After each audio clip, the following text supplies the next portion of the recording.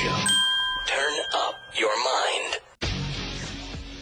Joe Biden and the radical left are attacking every single rung of the ladder that helped me climb. And that's why I'm announcing today that I'm running for president of the United States of America.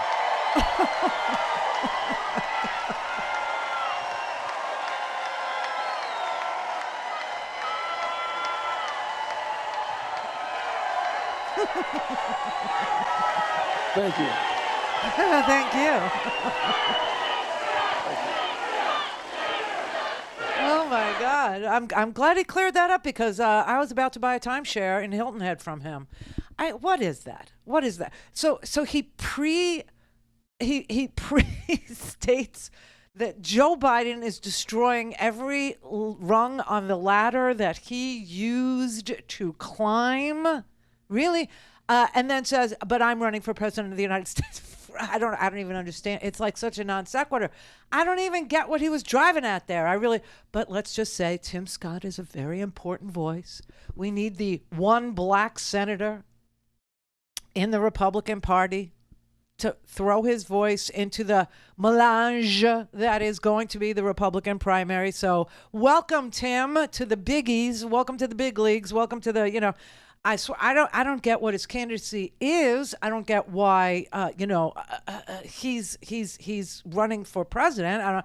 I think the whole message of his little thing there was, hey, I really need to make sure the teleprompter works before I get on the stage, because other than that, I'm going to be talking to the teleprompter saying, come on, let's go. And I really need to make sure the mic is on. I don't know. It was very Bush League.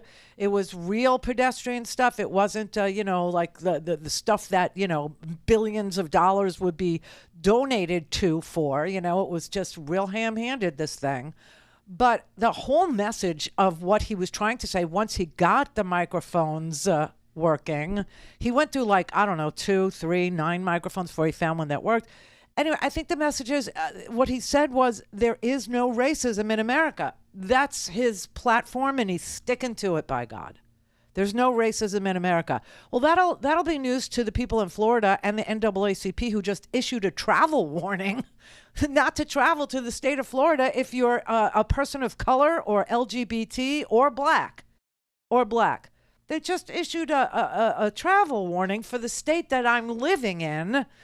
And now you have Republican Congress members like David Jolly, who was a Republican member, who is like a 5th, 6th generation Floridian, who actually said over the weekend that even though he's a 5th or 6th generation Floridian, he's not sure he wants to raise his 2- and 4-year-olds here in Florida because there's a culture war, And he said that, it's in the air and it's everywhere you go in Florida. And everybody had to pick a side, and everybody's on a side, and everybody knows that there are sides, and it's not easy to live here, and it's not, safe to live here, and you can't discuss politics here, and it's not even July. And in July, we get permitless carry here in Florida. And I have to tell you, the road rage here is out of control, too, all of a sudden. So there's something really nasty bubbling in Florida, just ready to explode. And, like I said, if Tim Scott's very important voice in this conversation is going to be heard, then I really do think he ought to have it heard here in Florida, because the guy he's running against in the Republican primary, or the guys so far he's running against in the Republican primary, Ron DeSantis is the guy that is making Florida unsafe for people to talk in. It's making it unsafe for you to drive in or go to the deli in or go to Denny's in. He's making this place like really on tenterhooks. It's like everybody's walking on eggshells now. Everybody's just, freaked out by him.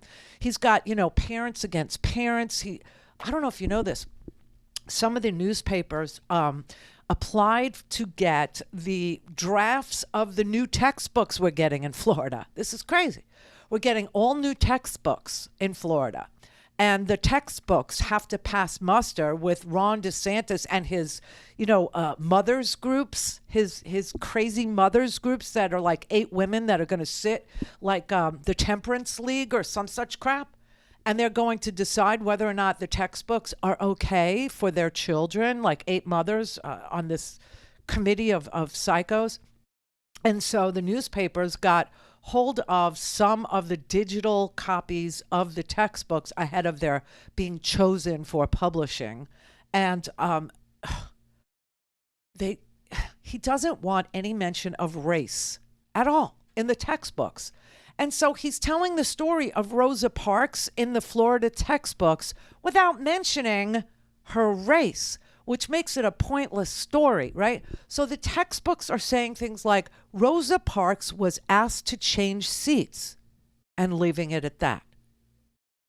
So why is that a story? Why is that in a history book that someone was asked to change seats? What was it about her that made her someone who had to change seats or could be asked to change? I mean, I don't even understand what he's driving at here. I don't even understand what this is about.